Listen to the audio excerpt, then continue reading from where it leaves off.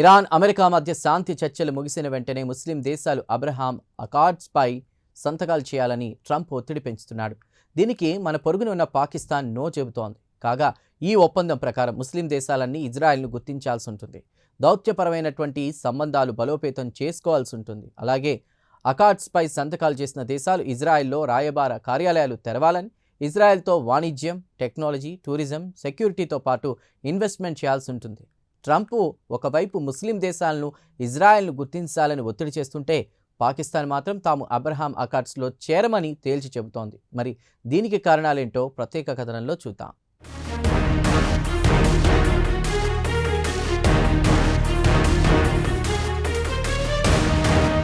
Donald Trump మొదటిసారి America ప్రెసిడెంట్గా ఉన్నప్పుడు 2020లో అబ్రహాం అకార్డ్స్ను తెరపైకి తీసుకొచ్చాడు. మిడిల్ ఈస్ట్లో కొత్తగా దౌత్యపరమైన రాజకీయ సమీకరణకు శ్రీకారం చుట్టారని అప్పట్లో ఆయనను ప్రశంసించారు. మరి ప్రస్తుతం రెండవసారి అమెరికా ప్రెసిడెంట్ కొనసాగుతున్న తరుణంలో మరోమారు ఆయన అబ్రహాం అకార్డ్స్ను తెర మీద తీసుకొచ్చారు. ఇక ట్రంప్ వాదన ఏమిటంటే, ఇజ్రాయెల్ను గల్ఫ్ దేశాలతో పాటు ముస్లిం దేశాలు గుర్తించాలని ఒత్తిడి తెస్తున్నారు. దీంతో ట్రంప్కు అత్యంత సన్నిహిత మిత్ర దేశమైన పాకిస్తాన్ మాత్రం తాము అబ్రహాం అకార్డ్స్లో చేరడానికి సిద్ధంగా లేమని తేల్చి చెప్పింది. కాగా అబ్రహాం అకార్డ్స్లో కొన్ని ముస్లిం దేశాలు చేరడానికి సమ్మతిస్తే కొన్ని తీవ్రంగా వ్యతిరేకిస్తున్నాయి.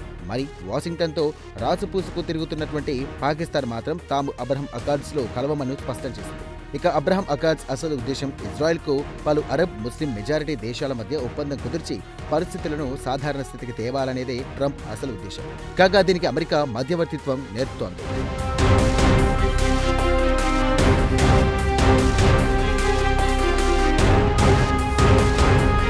ఇదిలా ఉండగా అబ్రహాం అకార్డ్స్పై 2020లో సంతకాలు జరిగాయి. అధికారికంగా ఇజ్రాయెల్ను గుర్తించామని కొన్ని దేశాలు సంతకాలు చేశాయి.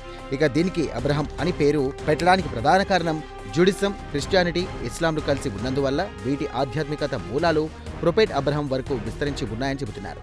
కాగా అబ్రహాం అకార్డ్స్పై సంతకాలు చేసినటువంటి దేశాల విషయానికి వస్తే అరబ్ ఎమిరేట్స్, బహ్రెయిన్, మొరాకో, సుడాన్లు ఉన్నాయి.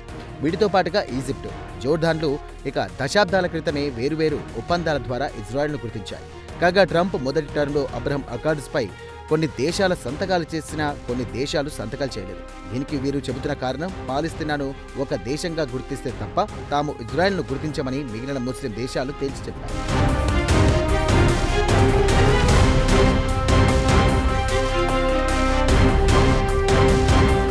మరి ట్రంప్ అకస్మాత్తుగా అబ్రహాం అకార్డ్స్పై సంతకాలు పెట్టమని ముస్లిం దేశాలపై ఒత్తిడి తేవడానికి కారణమేమిటి అన్న ప్రశ్న ఉత్పన్నమవుతోంది. ఇరాన్తో శాంతి ఒప్పందం కుదిరిన తర్వాత ఇరాన్ను కూడా అబ్రహాం అకార్డ్స్లో చేర్పించాలని చూస్తున్నారు. ఇక ఈ ఒప్పందం ద్వారా సౌదీ అరేబియా, ఖతర్, పాకిస్తాన్, తుర్కీ, ఈజిప్ట్, జోర్డాన్లు ఇక ఇజ్రాయెల్తో సంబంధాలు సాధారణ స్థితికి తీసుకురావాలనేది ట్రంప్ ప్లాన్గా చెబుతున్నారు. ఇక ట్రంప్ ప్లాన్ విషయానికి వస్తే కనుక, పశ్చిమాసియాలో ఇజ్రాయెల్తో పాటు కొన్ని ముస్లిం దేశాలన్నా కలిసి ఆర్థికంగా బలపడితే వ్యూహాత్మకంగా ఇరాన్ ప్రభావం తగ్గించాలనే ఆయన ప్లాన్ అని న్యూయార్క్ పోస్ట్కు ట్రంప్ మద్దతుదారులు చెప్పారు.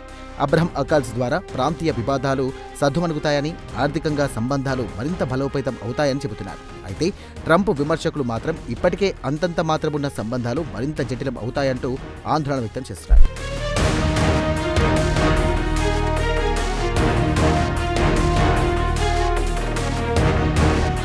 ఇదిలా ఉండగా ట్రంప్ ప్రతిపాదనను పాకిస్తాన్ నిర్బంధంగా తిరస్కరించింది. పాకిస్తాన్ రక్షణ మంత్రి ఖ్వాజా ఆసిఫ్ బహిరంగంగానే అబ్రహాం అకార్డ్స్ తమకు సమ్మతి కాదని స్పష్టం చేశారు. పాకిస్తాన్ భావజాలాలకు ఇది పూర్తి విరుద్ధమంటూ అన్నారు. పాకిస్తాన్ పాస్పోర్ట్లోనే తాము ఇజ్రాయెల్ను గుర్తించలేదన్నారు. కాగా పాకిస్తాన్ 1947లో ఏర్పడింది. అప్పటి నుండి తాము అధికారికంగానే ఇజ్రాయెల్ను గుర్తించామని తేల్చి చెప్పామని, ఇజ్రాయెల్తో దౌత్యపరమైన సంబంధాలు మెరుగుపడాలంటే ఇండిపెండెంట్ పాలస్తీనాను గుర్తించాల్సిందేనని ఖ్వాజా ఆసిఫ్ వాదిస్తున్నారు. కాగా పాకిస్తాన్ ప్రజలు ఇజ్రాయెల్ను గుర్తించడానికి అంగీకరించారని చెబుతున్నారు. పాక్ ప్రజలు పాలస్తీనాకు అండగా ఉంటారని, సోదర ముస్లిం దేశం కాబట్టి పాక్ ప్రజలు పాలస్తీనాకు మద్దతు తెలిపారు. ఒకవేళ తాము ఇజ్రాయెల్ను గుర్తిస్తే దేశం ప్రజలు ప్రభుత్వానికి వ్యతిరేకంగా తిరుగుబాటులు చేస్తారని, ప్రతిపక్ష పార్టీల నుండి మత పెద్దలు ఇక మిలిటరీ ఎస్టాబ్లిష్మెంట్ వరకు ప్రభుత్వానికి వ్యతిరేకంగా తిరుగుబాటు బావుట ఎగురవేస్తారంటూ ఖ్వాజా ఆసిఫ్ ఆందోళన వ్యక్తం చేశారు.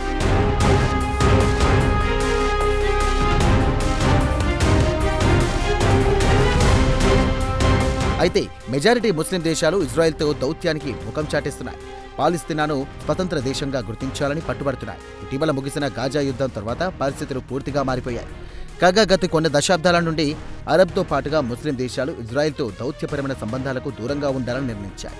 పాలస్తీనాను ప్రత్యేక దేశంగా గుర్తింపు, సార్వభౌమాధికారం లభించే వరకు కూడా ఇజ్రాయెల్ను గుర్తించరాదని నిర్ణయించాయి. లేదంటే పాలస్తీనా పౌరుల హక్కులను గండిపడుతుందంటూ ఆందోళన చెందుతున్నారు. ఇదిలా ఉండగా ఇజ్రాయెల్కు గాజాకు మధ్య కాల్పుల ఒప్పందం కొనసాగుతోంది. అయినా పాలస్తీనా మిలిటరీ గాజాలో తిష్ట వేసుకుని కూర్చొని ఇక అమాయకులను చంపుతోందంటూ మండిపడుతున్నారు. అయితే సౌదీ అరేబియా ఇజ్రాయెల్కు గాజా మధ్య సాధారణ స్థితికి తీసుకురావడానికి ప్రయత్నిస్తున్నారు. ఇక పాకిస్తాన్ విషయానికి వస్తే విచిత్రమైన పరిస్థితి ఎదుర్కొంటోంది. అమెరికా, ఇరాన్ మధ్య శాంతి చర్చలకు నేతృత్వం వహిస్తోంది. మరోవైపు ట్రంప్ మాట నమ్మి ఇజ్రాయెల్ను గుర్తిస్తే స్వదేశంలో ప్రజలు తమపై తిరుగుబాటు చేస్తారంటూ భయపడుతోంది. ఇక ట్రంప్ కావాలని పాకిస్తాన్ ఇరుకున పెట్టేందుకు యత్నిస్తున్నాడా అన్న టాక్ కూడా వినిపిస్తోంది.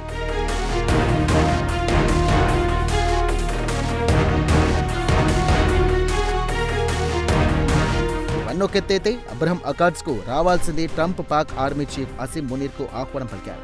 ఇక ట్రంప్ తన సోషల్ మీడియాలో ట్రూత్లో ఈ విషయం ప్రస్తావిస్తూ ఇరాన్తో శాంతి ఒప్పందం ముగిసిన తర్వాత నెక్స్ట్ డీల్ అబ్రహం అకార్డ్ అని ఇక ట్రంప్ పోస్ట్ పెట్టారు. కాగా గత వారాంతరంలో ఇక ట్రంప్ ప్రపంచ నాయకులతో మాట్లాడారని చెప్పారు. అయితే పాకిస్తాన్ విషయానికి వచ్చేసరికి ఆయన పాకిస్తాన్ ప్రధానమంత్రి షహబాజ్ షరీఫ్ పేరు ప్రస్తావించకుండా మునీర్ పేరును ప్రస్తావించారు.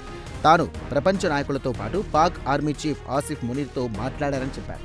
షహబాజ్ షరీఫ్ను పూర్తిగా పక్కనబెట్టారు. దీంతో పాకిస్తాన్లో అసలు అధికారం ఎవరి చేతిలో ఉందనే చర్చ మొదలైంది.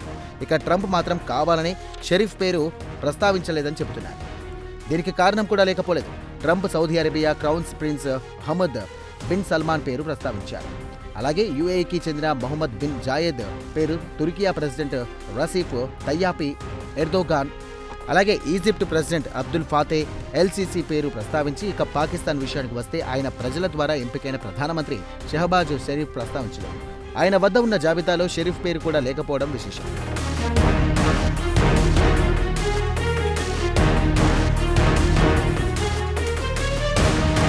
ఇక ట్రంప్ మునీర్ పేరును ప్రస్తావించి షరీఫ్ పేరును ప్రస్తావించకపోవడంతో పాకిస్తాన్లో పెత్తనం ఎవరిది అనే విషయం తేలికగానే అర్థం చేసుకోవచ్చు. ప్రజలచే ఎంపికైన ప్రభుత్వం కంటే మిలిటరీదే హవా అని తేలిపోయింది. ఇక పాకిస్తాన్ విషయానికి వస్తే అబ్రహం అకార్డ్స్పై ప్రస్తుతం ఎటు తేల్చుకోలేకపోతారు. ఎందుకంటే ఇరాన్, అమెరికా యుద్ధంలో పాకిస్తాన్ మధ్యవర్తిగా వ్యవహరిస్తోంది. ఓవైపు గల్ఫ్ దేశాలతో సన్నిహిత సంబంధాలు కొనసాగిస్తూ మరోవైపు చైనాకు దగ్గరవుతోంది. అలానే ట్రంప్కు దూరం జరగలేని పరిస్థితి. అమెరికాకు దూరం జరిగితే ఆర్థికంగా ఇబ్బందులు తప్పవన్న ఆందోళన కూడా పాకిస్తాన్కు వెంటాడుతోంది. ఇక ట్రంప్ మునీర్ పేరు ప్రస్తావించడంతో పాకిస్తాన్లో ఆయనే కీలక నిర్ణయాలు తీసుకుంటున్నాడన్న టాక్ వినిపిస్తోంది. ఇక మీడియాలో వస్తున్న వార్తల ప్రకారం మునీర్ ట్రంప్ ఇన్నర్ సర్కిల్స్తో దగ్గరి సంబంధాలు ఏర్పాటు చేసుకున్నాడని, అదే కాకుండా ట్రంప్ ఇప్పటికే మునీర్ను పలుమార్లు ప్రశంసలతో ముంచెత్తిన విషయం తెలిసింది. ఇక ట్రంప్ చెప్పినట్టు అబ్రహం అకార్డ్స్లో చేరడానికి నిరాకరిస్తే ట్రంప్కు కోపం.